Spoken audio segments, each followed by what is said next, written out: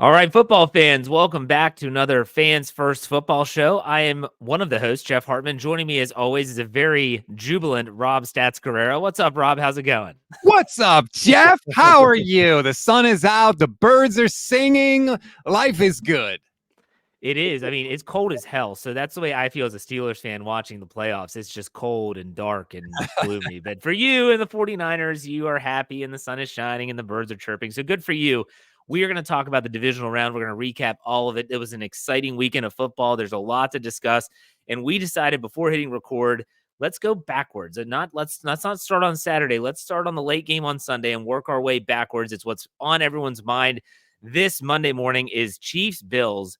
I feel it, in my opinion, and I can only speak for myself, it lived up to the billing. Rob, did you agree or disagree? Oh, but just sign me up for this every year. I don't care if it's AFC Championship, divisional, whatever. Mahomes, Josh Allen, it's like a stop what you're doing, stop everything, and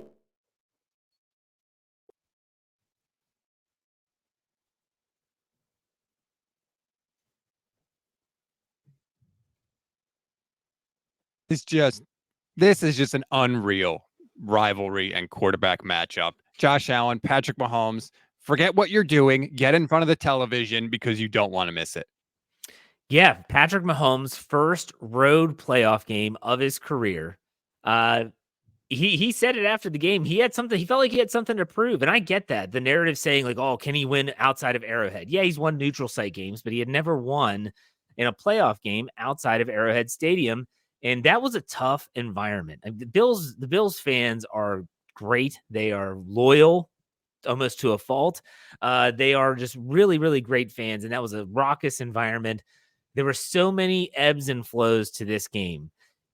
What was your takeaway in terms of like the turning point? It's not all about the missed field goal. There's so many people that want to point to that field goal and say, this is the turn. No, it wasn't. Like there were so many other miscues before that. Rob, what stuck out to you? I completely agree about the field goal. First of all, they're lucky to even get that field goal off because Josh Allen fumbles the ball earlier in the possession. The Bills were lucky to recover it. So I'm not putting it all on Tyler Bass. The thing that sticks out to me is other than the last possession of the first half, which the Chiefs got with 20 seconds left, and there was a fumble by Mecole Hardman at the goal line, and then the Chiefs had one punt in the game. Other than that, other than those three possessions, they scored on every possession. Like they dominated the Bills defense. And the big knock on the Chiefs going in was like, oh, this offense struggles to score points. Well, they didn't struggle at all against Buffalo, except for those three possessions, one of which was a fumble at like the 1-inch line. The Chiefs scored every time. Think about it this way, because you bring up that statistic and that's accurate, 100%. Time of possession in this game. Buffalo possessed the ball for 37 minutes and 3 seconds to the Chiefs 22 minutes and 57 seconds. So the Bills were grinding out these first downs and having these long, time-consuming drives, which is great, except when the other team is scoring at a faster clip, now you have to change your philosophy. I felt that in the second half of this game, really when they didn't need to, they abandoned what was working so well, and that was the running game. All of a sudden, Josh Allen was throwing it first down, second down, third down. Like, what are they doing? Why are they not running the ball? James Cook had been running the ball well in the first half. Now, I know the Chiefs are going to adjust. They're a good defense. No one gives them credit, but they're a good defense. But I really felt like the Bills, they got bailed out a couple times. Let's be honest, too. The fake punt to Damar Hamlin, and then they end up fumbling the ball into the Chiefs fumble the ball into the end zone to get the ball back to Buffalo. You mentioned that Josh Allen's fumble that Dalton Kincaid somehow, some way dives and knocks it loose so it goes out of bounds. I think it was recovered by Buffalo. It was recovered, yeah. Yeah, but still, I felt like the Bills kind of in the second half, they were kind of like a cheap lawn chair. They were kind of folding a little bit, got some breaks. Don't you agree or disagree? I completely agree. I mean, they scored a touchdown on their first possession in the second half and didn't score again the rest of the game. Yeah. And I know, like, there were drops. Everyone loves to talk about the drops. I mean, Josh Allen did make an incredible throw to Stephon Diggs. It is 60 yards, all in the air, pinpoint accuracy that Diggs dropped. You know what? Guys drop passes. Like, it happens. Don't ask Patrick Mahomes about guys dropping passes. All right, he's had to live with it all season long. Mahomes made the plays when he needed to, and Josh Allen didn't. And you couldn't get any closer than 41 yards on the final possession, and your kicker missed. To me, I put it on Josh Allen. I put it on the whole Bills team because really this was the team that was supposed to be able to get this job done. This was the team that was supposed to get over the proverbial hump and get past the Chiefs. The Chiefs were down. Like, this is probably the worst Patrick Mahomes led team that he's been on since he was named the starting quarterback in year 2 of his career. And the Bills had everything in place. Okay, you're missing Gabe Davis. Gabe Davis did not have a good season, so don't tell me that Gabe Davis was a difference maker, and Khalil Shakir probably outperformed Gabe Davis in this game anyways. But still, you have all the pieces of the puzzle there. I know they're banged up on defense. Buffalo was dealing with a lot of big injuries, but everyone's dealing with injuries at this stage of the season. I just felt like the Buffalo Bills, this was their chance. And now they look at another offseason where they wonder, what if? They've got the hefty quarterback contract. They're not in a good salary cap space. I kind of wonder if this was their waning shot because Stephon Diggs clearly isn't happy there. And so what do you think about that, the prospect of the Bills moving forward? Well, I thought it was really interesting. Andy Reid basically started his post-game press conference by complimenting Sean McDermott and going out of his way to say that Sean McDermott was coach of the year type stuff this year. He was so good. He did such a good job. He never wants to play Sean McDermott again. It was almost like Andy Reid realized McDermott may lose his job and he was trying to do everything he could to save it. It was fascinating that's how Andy Reid started the press conference.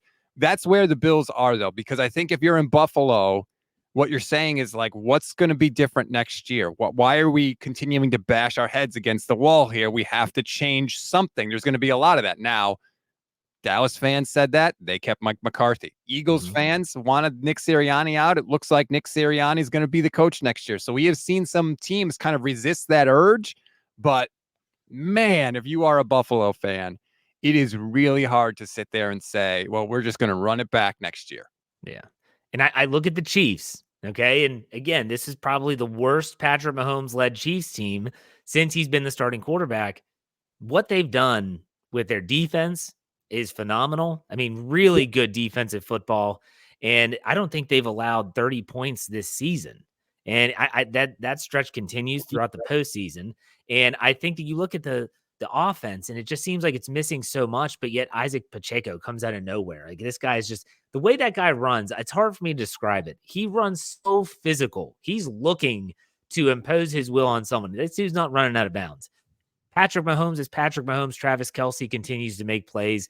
You know they're going to find some wide receivers somewhere, and it's just going to be rinse and repeat, rinse and repeat. So what do you think about the Chiefs after this win? Because they have to be flying high right now.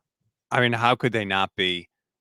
6 straight conference championship games. That is absurd. And you're right about Pacheco. Isaiah Pacheco is the perfect complement to what the Chiefs do because he's a physical runner. So it doesn't have to be blocked perfectly. If a guy makes contact with him, that's not the end of the run. He grinds it out. When they hand him the ball, it seems like he's always getting, no matter where you hit him, he's always getting 4 yards, 5 yards. In this game, he ran for 6.5 yards per carry. He's on a year, like you said, where the weapons for Patrick Mahomes were kind of down. I think he is critical to what the Chiefs do on offense. Because when he's gaining those 4 yards, that changes the entire rest of the possession. It makes it easier for Mahomes. It also allows for the threat of Mahomes on the ground is so much greater when it's, 2nd and 5.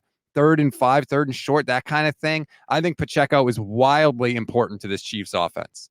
Last thing I'll say about this game, and I'll get your final thoughts, is I felt like Patrick Mahomes in this game, no, he didn't rush for as many yards as Josh Allen, but he was equally dual threat as Josh Allen was. And that's not what we always see from Patrick Mahomes. I saw him using his legs, getting outside the pocket, making plays when he had to, just those little 5-yard runs. Just soften them up, create manageable down and distance. That's where they lived. Good on the Chiefs. I thought they were going to win this game anyways. I just felt like the Buffalo Bills, I just don't think like they're ready for it. I don't know why. But what's your final thoughts on this game? My final thoughts are Mahomes is maddeningly good. Like, he just rises to the occasion every time. And we're sitting here talking about, well, Josh Allen didn't do enough. We never say that about Patrick Mahomes, ever. It's unbelievable what we are watching with this guy. And shout out to him and the Chiefs and Andy Reid, by the way, who's going to be in his 11th conference title game as a head coach. He made 5 with the Eagles, and then he goes to Kansas City and he's made more conference championships because he's made 6 in Kansas City. We are watching. What made the Patriots so hard to beat was in order to knock them out, you had to beat the greatest coach of all time and the greatest quarterback of all time at the same time. Now, the Chiefs are not there yet, but we're getting Mahomes is like on the Tom Brady track right now, and Andy Reid is chasing down Bill Belichick, and that's what makes Kansas City so hard to beat. Crazy. They deserve a lot of credit, so kudos to them. Let's go to the earlier Sunday game, a game that was sneaky good. I think a lot of people thought that this could be a blowout, and Tampa Bay didn't deserve. Not deserve is the wrong word, but they weren't ready for this. They beat a really bad Eagles team that was just limping their way into the postseason, and the Detroit Lions. Was this an emotional letdown after finally getting over that hump and winning a playoff game in the wild card round? Lions win 31-23, an emotional win. They punched their ticket to the NFC Championship game. What's your takeaway from this game for either side? That was exactly going to be my question about the Lions coming in, was their season just about getting back to the playoffs and winning a playoff game? Because we've seen that a lot of times with teams that go through these droughts and they never admit it, before the game and stuff. But afterwards, when people feel safe, they kind of are willing to admit the truth. And sometimes you hear them say like, you know what? Wow, we just worked so hard to get there, to break that streak. And we didn't have anything left once we did. Well, the Lions absolutely did in this game. I love the way they manage the game. They are aggressive when they need to be aggressive. They're not scared ever. They just, I don't know how good of a coach Dan Campbell is, but I will say his game management is excellent. And as a 49er fan, knowing we're going to have to play them next week, that is the biggest advantage they have over the 49ers, is that Kyle Shanahan butchers the game management and Dan Campbell knows what the hell he's doing. Well, Dan Campbell, in my opinion, we've said this on this show all season. What is Nick Sirianni? Like, what is he? Like, what does he do? Right. We know what Dan Campbell is. He might not be an X's and O's guy. He is a master motivator, and he is aggressive as all get out. Mm-hmm. If it's fourth and manageable, and they're not like pinned in their own zone, they're going for it. They are going to be aggressive. His team knows they're going to be aggressive. They rally behind him being aggressive, and I think he made some missteps early in the season. Maybe he was a little overly aggressive. I think that is a thing. Dan Campbell deserves a lot of credit. And I think when people talk about coach of the year, he doesn't really get brought up, but maybe he should. Maybe he should for having the Lions as the number 2 seed, not just winning the division, but the way that they're kind of playing. I mean, yeah, they were on the come last year, but the Detroit Lions, Jared Goff and company, they're an offense that is pretty, they're pretty scary. Like, they can move the ball in a myriad of ways. You talk about Jahmyr Gibbs, you talk about the passing attack with a lot of different weapons there. And then there's the Buccaneers, and they started out this game really slow.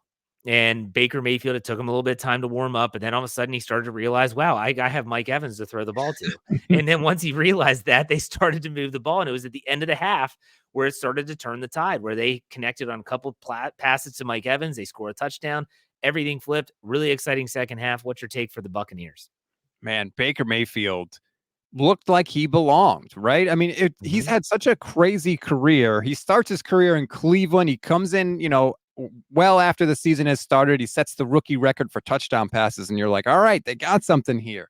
And then they make Freddie Kitchens the head coach, and it goes awry. He bounces around a little, but you put him in Tampa Bay, you put him with some good weapons on offense, and he looks so much better. And I mean, look, they had the ball in their hands.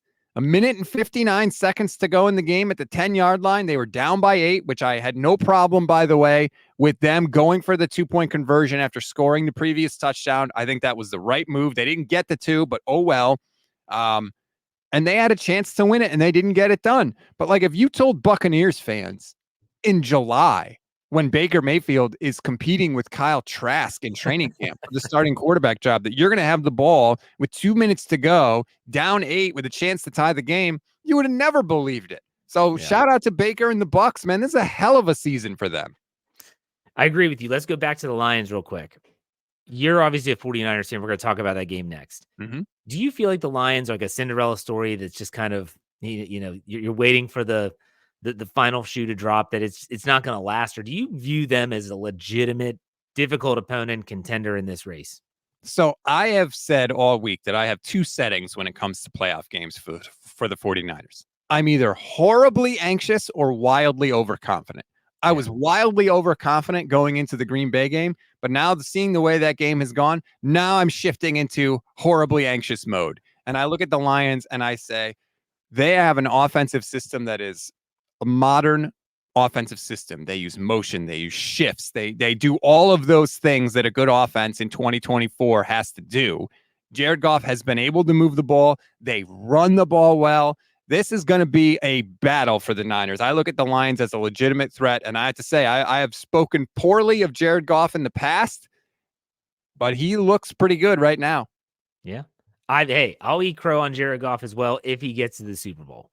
But up until then, my MO on Jared Goff has been he can get you there, but he can't get you there, if you know what I mean. He's like the Jimmy Garoppolo.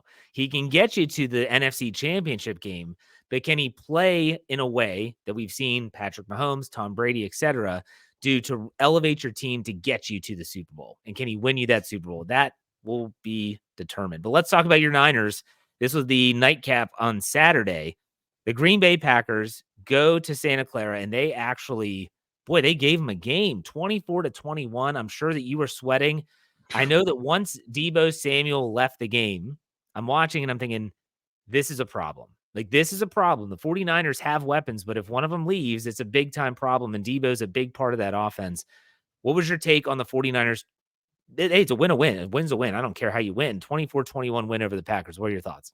My thoughts are, take that graphic about Kyle Shanahan and trailing in the fourth quarter and how he's never come back and throw it into the sun, right? These are the narratives. Brock Purdy can't win a game where he's down late in the fourth quarter. Kyle Shanahan can't. The offense can't. They need to have all their stars. And they found a way to get it done in the rain, in adverse conditions. So I'm not going to apologize for a 49ers win. Was it pretty? No. But you know what? I've seen this team play plenty of pretty games and not win. So they won. I don't care. They won the game. All this season has been about is getting to the Super Bowl and winning it again. And if you win the Super Bowl by 1 point and you have 5 turnovers and you play terrible, you know what they call you? Champion. So that's where I am right now with this team. Nor should you apologize for a win ever, because it's tough to win. It's tough to win in the postseason. What was impressive to me, the Packers are really impressive. We'll get to them in a second. But what was impressive about the 49ers, we've all seen these games where everything on offense is just, oh my gosh, it looks so easy. Brock Purdy looks like, hey, anyone could make that throw. Brandon Ayuk is wide open because it's been schemed perfectly. They didn't have that type of game against the Packers. You talked about the conditions. It was raining, and I'm sure that impacted the game. I know Brock started with a glove and then took it off, and I'm sure that's a whole talking point with the 49ers fan base. But the one thing that got me was that this wasn't clicking on all cylinders, and yet they still found a way to win the game, because adversity really shows character of a team to me.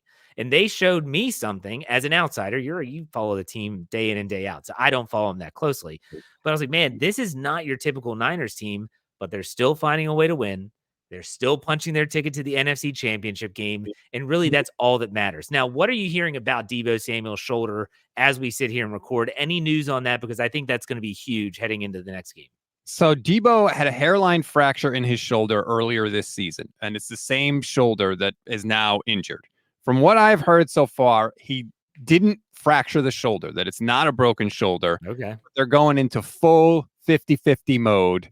You know, is he going to play this week? I know that the last time Deebo hurt his shoulder, he couldn't lift his arms up. He couldn't even put on a jacket. He was able to put on a jacket after this game. I don't know, for what that's worth. I don't know. I know it's probably going to take a lot for Deebo to miss this game. And I'll say this too. I don't know if you remember this, but I know Niners fans do. CJ Gardner-Johnson was talking all kinds of trash to Deebo Samuel earlier in the year. And now it's like, unbelievably, they get to meet in the NFC Championship game. And look, I don't know how much that factors in, but man, it just adds an extra little storyline this week. So as a 49ers fan, let's go back to what I said about Deebo Samuel. Am I accurate in saying that this is a huge deal, or maybe I, as an outsider, am overblowing it? Well, yes and no. So the frustrating thing about this game for me was Deebo Samuel goes out early, and the 49ers offense looks like it completely fell apart. It looks like they had no plan for, oh no, what if Deebo Samuel gets injured? And Kyle Shanahan said after the game, hey, it was really hard for us to adjust. This was a big Deebo game plan. And it's like, yeah, okay, but a football player got injured in a football game. This is not an unprecedented scenario. Like, you have to be prepared for that to occur. You can't just say, well, we didn't have Deebo. Well, there goes our offense. Like, that's really, really weird to me. But if he can't play, like, the 49ers will know that ahead of time, so they'll be able to prepare for that. It's a weird sort of situation there, but it's almost better for the 49ers if they know ahead of time rather than having him leave the game, because apparently they struggle when that happens. What was your take on the cleat situation? I asked this because earlier in the season at Acrisure Stadium, where Pittsburgh plays, formerly Heinz Field, it was a very similar thing where it was not good conditions and the team is slipping all over the place. And they're like, hello, change your freaking cleats.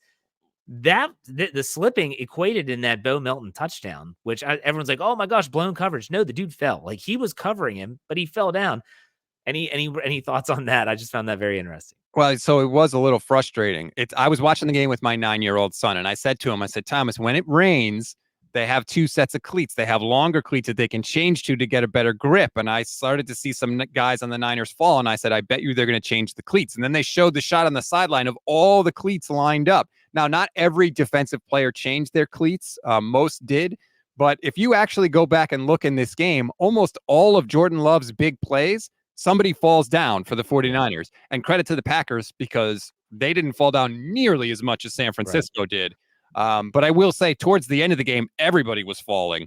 So that's not an ideal situation. But like, if you're the 49ers, again, like, you can't let that stop you. Like, you can't just go into the game with the longer cleats. Like, why are you leaving that up to chance, right? Just go into the game with the longer cleats so that you don't fall at all. Why do you have to fall first and then say, oh, let's change our cleats? Like, that's weird to me. This was the stinker that could have ended their season. Instead, they go on. But I do want to talk about Green Bay because this team came out of nowhere, in my opinion. Barely makes the postseason. They get in. Jordan Love goes down to Dallas, beats the Cowboys handily, goes to San Fran, gives them everything they have. And in the process, we're seeing these young wide receivers really coming to life. We're seeing a quarterback kind of finding his footing in this league. What was your takeaway on Green Bay? I think what you saw with Jordan Love is a lot of what you see with a young quarterback, right? Can make some really good plays, but as we know, when you get down to the red zone, everything speeds up, the windows get tighter, it becomes a lot more difficult, especially for a young player. And when the Packers got down into the red zone in this game, for the most part, they could not get touchdowns. And that is what really hurt them in this one. And the other thing you see is, I thought, especially on the final drive, Jordan Love bailed from a decent pocket, rolled out to his right, threw across his body over the middle of the field on first down, and then through the game-losing interception. I think those are mistakes from a young quarterback that he'll grow and he'll learn from. And it certainly looks like the NFC North is going to be a battle next year between Green Bay and Detroit. And it looks like the Packers are going to be a team to contend with in the NFC. Yes, absolutely agree. So let's go over the totals so far. So Sunday, Bills, Chiefs 27-24, Lions 31-23 over Tampa Bay, 49ers 24-21, and then we had the lone blowout. The first game of the divisional weekend, the Baltimore Ravens, who here in Maryland, everyone was talking about, oh my gosh, is this going to be 2019 all over again, where we rested our players in the final week, they had the first round bye, and they come out and just fall flat. No, that doesn't happen. Lamar Jackson looks like MVP Lamar Jackson. The offense looks like it's clicking on all cylinders. The defense, which I still feel like there's 2 defensive units in this league that really haven't been discussed the way they should. Kansas City and Baltimore, just the 2 teams that are going to be in the AFC Championship game. The Ravens 34-10. They trounced the Texans. The Texans just weren't ready. They just weren't on that level yet. Rob, what was your takeaway from this one? I mean, the Ravens defense didn't allow an offensive touchdown. They smothered Houston in this game. I think, honestly, what you saw was Lamar in the offense rusty for the first half. And then in the second half, the rust wore off and they kicked the doors out of Houston. Like they just go down, touchdown, touchdown, touchdown, field goal. Those were the possessions for the Ravens in the second half. I think they needed the half to sort of shake it off a little bit. And then once they did, they completely pulled away from Houston. To me, honestly, like if you're Baltimore, that's like the perfect way you wanted it to go. You had some rust. You were in the game thanks to your defense, which apparently wasn't rusty at all. And now your offense is, up and running like a well-oiled machine. Everyone will lament the fact that Lamar Jackson threw for 152 yards and say, "Oh, the dude ran for 100." He rushed for 100 yards, 11 carries for 100 yards, 9.1 yards. If the Ravens are going to beat the Chiefs and if they're going to win the Super Bowl, they need this Lamar Jackson.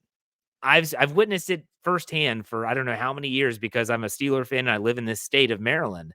Lamar Jackson, when he is just, I'm just going to, try and pick you apart. That's not how they win games. They win games by Lamar Jackson being the dual threat that he is. He rushes for 100 with 2 touchdowns. He throws to himself. I think he's in some rarefied air in that respect. But Lamar Jackson, he is playing good football right now. Yeah, we got to get over the passing yardage total. Like, who cares? Their offense is scary right now. They put up 34 points on a good, on D'Amico Ryans, who's a good defensive head coach. Like, does anybody think that playing the Ravens is easy right now? Like, does anyone think stopping their offense is easy? Who cares if Lamar only threw for 152 yards? He dropped 4 touchdowns. He was moving the ball. He's playing at an incredible level right now. And I think we kind of forgot how good he is because he's been banged up recently. And so, we haven't seen like this version of Lamar Jackson. He's awesome right now. And he's going to give that Chiefs defense everything they can handle.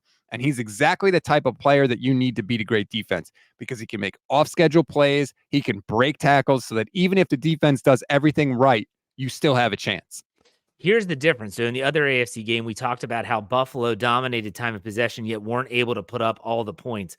The Baltimore Ravens possessed the ball for almost the same amount of time as Buffalo, 37 minutes and 35 seconds to the Houston Texans, 22-25, but they put up 34 points. And really in the fourth quarter, the game was in hand. They really weren't having to move the ball. This is an explosive offense. And I will be honest, when you look at these championship games coming up, because we'll talk about the Texans here in a second, the Ravens might be that one team in that one group right now that could be the kryptonite to Patrick Mahomes and the Kansas City Chiefs. We'll talk about that in a second. But I do want to bring up, you brought up D'Amico Ryans, CJ Stroud. CJ Stroud doesn't have the best game, but he throws for 175 yards. He doesn't throw a touchdown, wasn't picked off.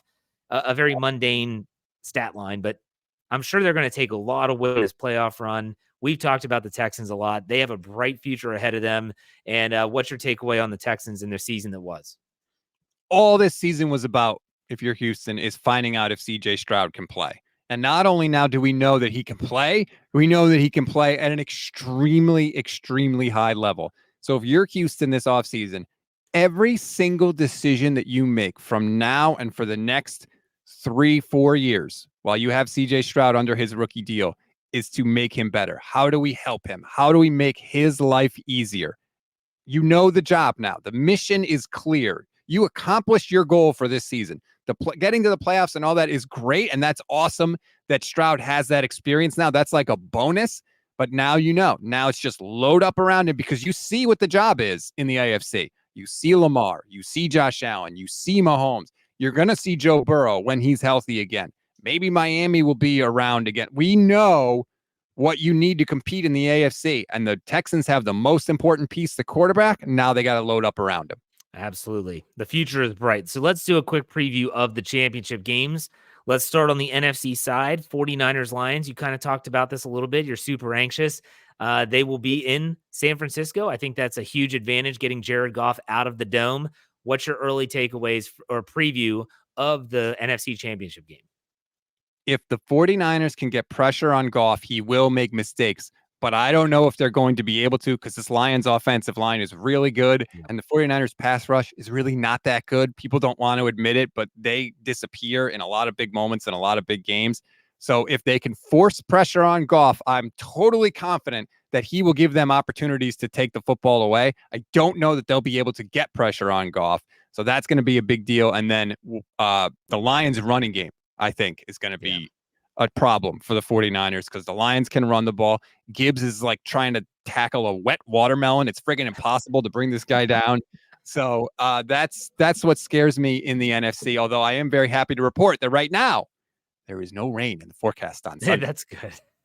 Yeah, I do hate when the elements get in the way. I want to see good conditions. I want to see both teams on equal footing. Not that there's going to be one on the other. And I think the Lions running game was good. What I was going to point to is if the Lions can run the football and maybe they can kind of slow things down, I think that leans in their favor. But you're right. If Jared Goff, you put it on his shoulders, put some pressure on him, he will make some mistakes. Let's take a look at the AFC. The Baltimore Ravens are going to host the Chiefs. Which game is early? Do you know, Rob, before we go into this? AFC is at 3 p.m. Eastern. Okay. NFC is 6:30 p.m. Eastern. All right. So this will be the first game. It's going to be awesome. Baltimore, Kansas City. What's your early preview of this one? Oh, my God. Like, it's going to be hard for me to wait that long in the day for the 49ers to play, but at least having this game ahead of time, like, how much fun is this going to be? It's going to be Mahomes doing crazy stuff. It's going to be Lamar doing crazy stuff. I can't wait. It's just going to be so much fun. It's going to come down to, I think, 1 or 2 possessions. I think Mahomes, you know what Mahomes is going to do because he does it every single time. He's going to come up big. Can Lamar Jackson make some special plays against a Chiefs defense, like you said, that is absolutely incredible and big for the Ravens? It looks like they're going to be able to get Mark Andrews back, which is incredible. And that makes a big, big difference for Baltimore. You took the words right out of my mouth. I was going to mention Mark Andrews and his potential return and what that could mean for the Baltimore Ravens, both as a blocker and as a pass catcher. Isaiah Likely is good as his backup, but he's not Mark Andrews. Mark Andrews adds a whole different dynamic, and so it's going to be really fun to watch. Kansas City, we'll see what they can do. We know what they can do. This is going to be a great setup for the championship. I think that when you looked at the divisional round, if you could hand pick the AFC, if Baltimore makes it, it doesn't matter if it's Bills Chiefs. On the NFC side, you wanted this Detroit-San Francisco matchup. I think it's going to be great.